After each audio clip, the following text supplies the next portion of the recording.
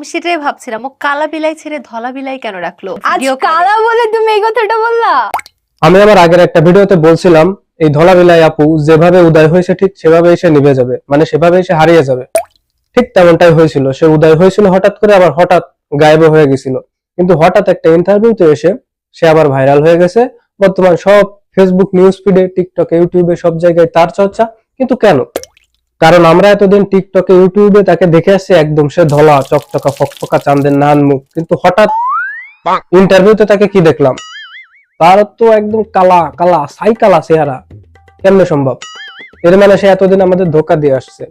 মানে সে ফিল্টার ব্যবহার করে, মেকআপ ব্যবহার করে তারপর সে ক্যামেরার সামনে আসছে, এই কারণে আমরা তাকে ধলা ধলা দেখছি, কিন্তু মূলত সে কালা। তাই আজ থেকে তার নাম ধলা বিলাই বাদ দিয়ে কালা বিলাই রাখা উচিত।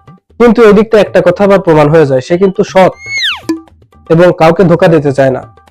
কারণ সে যদি চাইতো মেকআপ করে আসতে পারতো ইন্টারভিউতে, কিন্তু সে মেকআপ করে আসেনি, কারণ সে সৎ।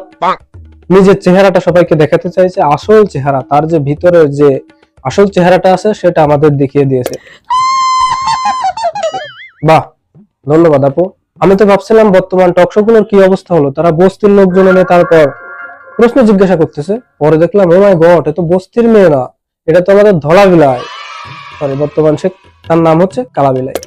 যাই হোক, সে চাইলে মেকআপ করতে পারতো, সে চাইলে ফিল্টার মারতে পারতো, সে কিছুই করেনি, কারণ সে চায় নিজের আসল চেহারা সবাইকে দেখাতে। তাই আমাদের উচিত তাকে ট্রোল না করে তার সাহসের প্রশংসা করা।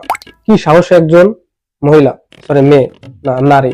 যাই হোক, একটা কথা আমাকে এখনো ভাবাচ্ছে, তার মেকআপ কি শেষ হয়ে গেছিল, নাকি মেকআপ বক্স হারায় গেছিল, অথবা পার্লারে গিয়ে মেকআপ করার টাকা তার কাছে ছিল না, অথবা ভাইরাল হওয়ার একটা ধান্দা, কারণ সে তো হারিয়ে গেছিল। নতুন করে আবার আলোচনায় আসার জন্য হয়তো মেকআপ ছাড়াই কালো হয়ে আমাদের সামনে আসছে। আপনাদের কি মনে হয় অবশ্যই কমেন্টে জানাবেন। আর আপনাদের একটা সমস্যা আছে, ভিডিও তো আপনারা দেখেন কিন্তু সাবস্ক্রাইব লাইক কিছুই করেন না। তো যদি ভিডিওটা ভালো লাগে অবশ্যই একটা সাবস্ক্রাইব করবেন, আর ফেসবুক থেকে দেখলে ফলো দিবেন, আর হ্যাঁ, যাওয়ার আগে একটা লাইক দিয়ে যাবেন। বা